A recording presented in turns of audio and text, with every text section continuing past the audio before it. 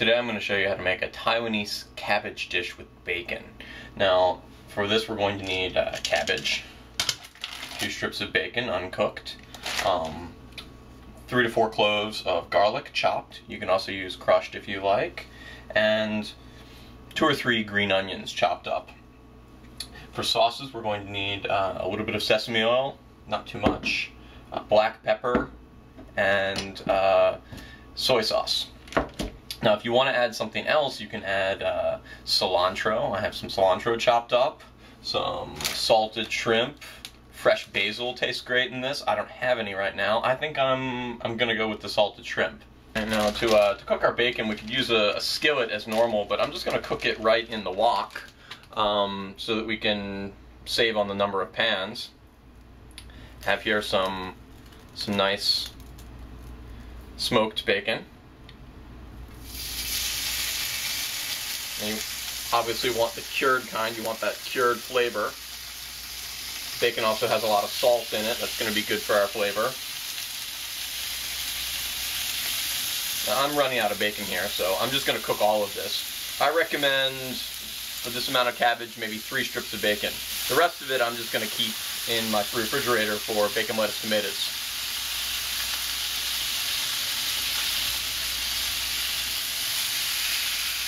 Place the bacon in the pan, wash our hands.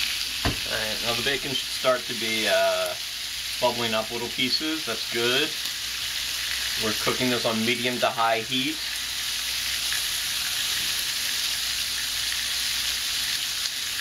But it's still going to take a little while. We can look and we can see the fat is starting to become transparent, but it hasn't really gotten there yet. Still needs more time. Alright, now we can see that some of the color is starting to show up on both sides, so we want to flip. We're going to turn this down when we flip for safety. And I'm going to flip the things on the inside to the outside, and the things from the outside to the inside, if I can. You can see just a little bit of brown color here on the bacon, and that's what we want. We don't want black, just a little bit of brown. I have a very small piece of bacon that's cooked a little bit too much. Just going to put that just on the edge. Now I'm going to move this again to get each piece of bacon on its own separate footing. Alright, now we can turn it up again, now that it's done flipping. Again, medium-high. And it won't take too long. Just let it sit here for a little bit.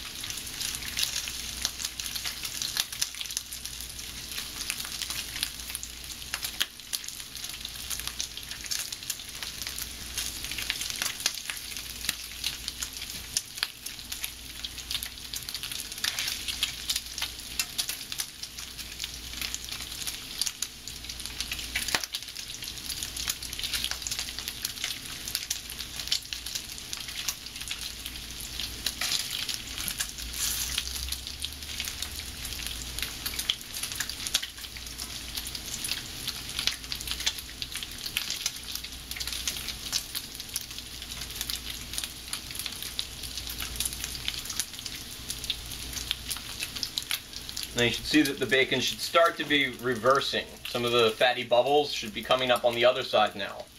It means it's time to almost flip again. Alright, I'm going to flip it a second time.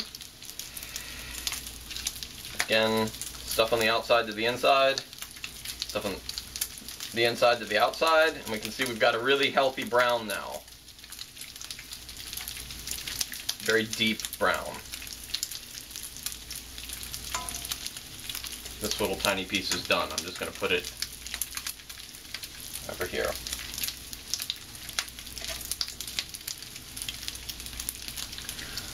Alright, now as you can see, just about all of the white fat has turned a little brown, and that means that we're just about ready to get rid of this.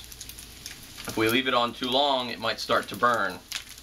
But what we want to do is we want to make sure that all of the white fat is crisped a little bit. We don't want any really chewy, soggy pieces of white fat. So I'm going to turn this off, and I'm going to take each piece, shake off as much grease as I can, put it onto my paper towels. I'm just using forks. You can use whatever you want.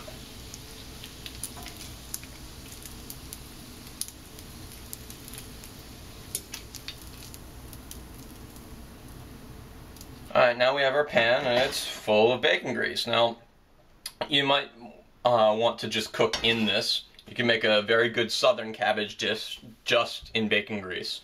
But we want to add some sesame oil. We want to give this an Asian flavor. So we want to get rid of some of this. Now, it's up to you how much oil you want to fry in. But what you want to do right now is get any burnt pieces of bacon out of the pan. I have comparatively few, but there's one here I can see that I just don't want. Maybe scrape the bottom of the pan a bit, get some of this junk out, and then pour out however much oil you don't want, saving a little bit at the bottom. I'm going to try and scrape this again, and if some of it's still there, that's fine. Then we're going to return to heat, and we're going to put a little bit of sesame oil. So remember to take out a little bit more oil than you normally would have, because if you don't take out very much oil, then you add more oil, then you'll have too much oil. Now I have my cabbage all ready to go. I've shredded this, I've torn it, as opposed to cutting it. Makes it a little bit crisper if you tear the cabbage, as opposed to cutting it. But either way will work. Our pan is hot, so I'm going to add my cabbage all at once.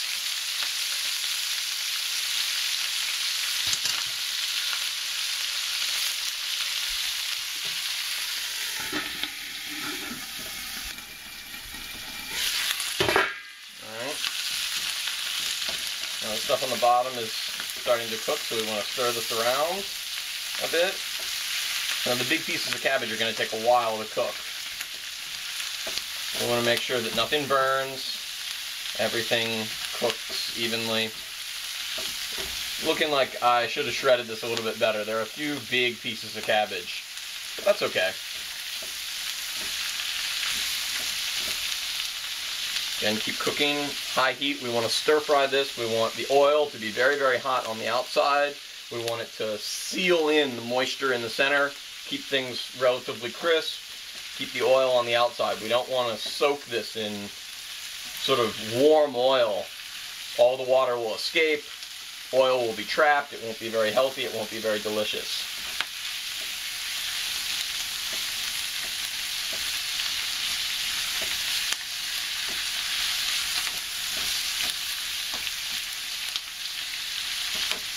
I'm going to break some of these bigger pieces.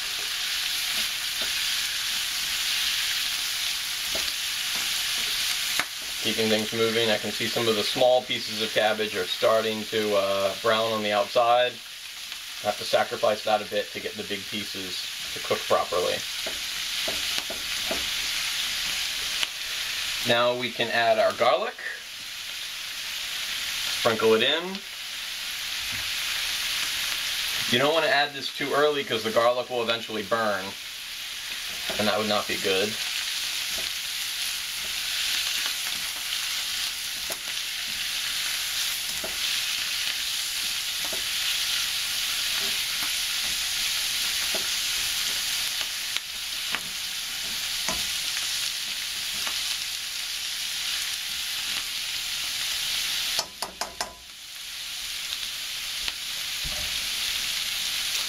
Now we're just letting this cook a bit.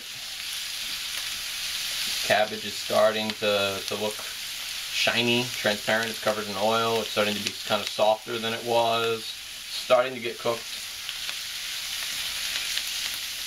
It'll probably take longer than you expect. Cabbage takes a while to cook. Now I used a large ball cabbage. You can use Chinese cabbage, you can use red cabbage, really anything you want. Cabbage is pretty much cabbage. Slightly different texture, but flavor the same. And cabbage can stay in your fridge for weeks.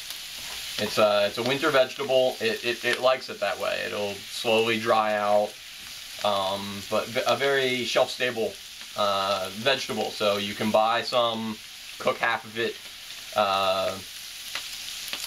today, cook the other half in a week or two. Again, when you are separating one cabbage, tear it. If you cut it, those pieces will immediately start browning. If you tear it, it will last much longer. Alright, I think things are pretty much almost there, so I'm going to add my onion. Now remember, green onion starts to taste bitter if you cook it too long, so we want to add it fairly late. And you may be thinking, where is the bacon?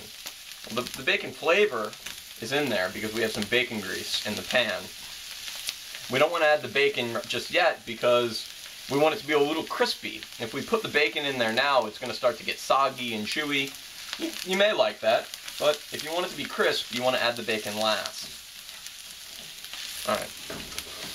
Now, as you can see, things are starting to brown on just the edges. Everything is kind of limp, kind of soft. So now we would add the basil or the cilantro or whatever we want. I'm going to add my shrimp. Not too many, just a little for flavor.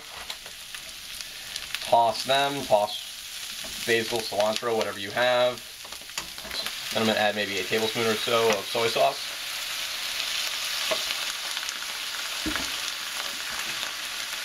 Light soy sauce. Mix that around. Give it some color, another fragrant flavor. Now lots of black pepper. Lots and lots and lots of black pepper. This is one of the few dishes that I make that I don't think would be improved by adding red pepper. You can add a little bit of sugar if you like. I'm not a sugar fan. And then I think this amount looks good for 2 strips of bacon. So we just want to crumple these up right before we serve. And there we are, we're ready. This can be a main dish if you're not very hungry, or it can be a delicious side dish.